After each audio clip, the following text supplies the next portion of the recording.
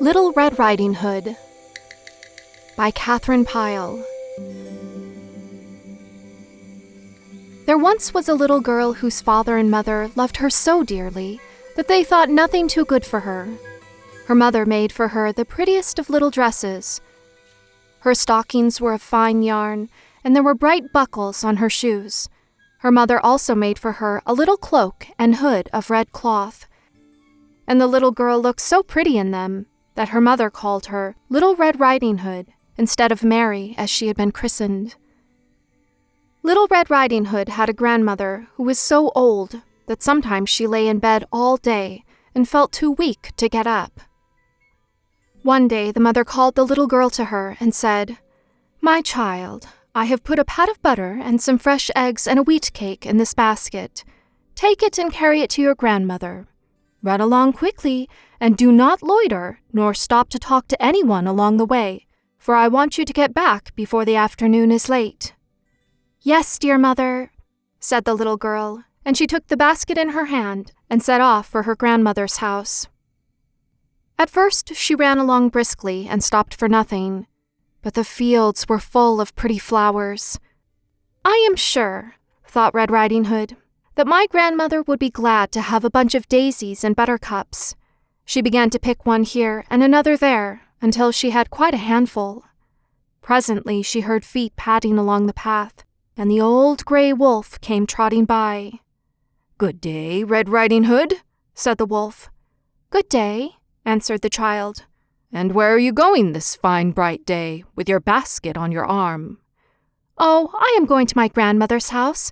She is so old that sometimes she lies in bed and cannot get up, and I am taking her some butter and some fresh eggs and a wheaten cake."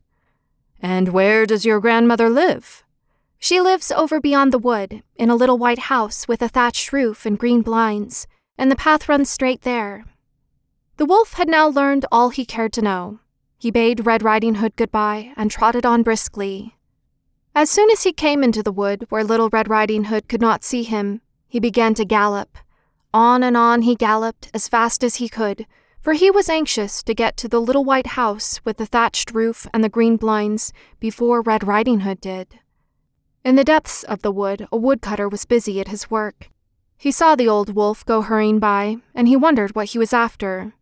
"He's up to some mischief or other, and that is sure," said the woodcutter, and he shouldered his axe and followed on after the wolf to see what he was going to do. On went Mr. Wolf, and presently he came to the edge of the forest, and there stood the little white house with the thatched roof and green blinds, and the path led straight up to the door, so the wolf knew that this must be where the grandmother lived. He stopped and looked all about him, for he did not want anyone to watch him. He saw no one, however, for the woodchopper had hidden behind some rocks. Then the wolf knocked at the door. Rap, tap, tap. Nobody answered, so he knocked again. Rap, tap, tap.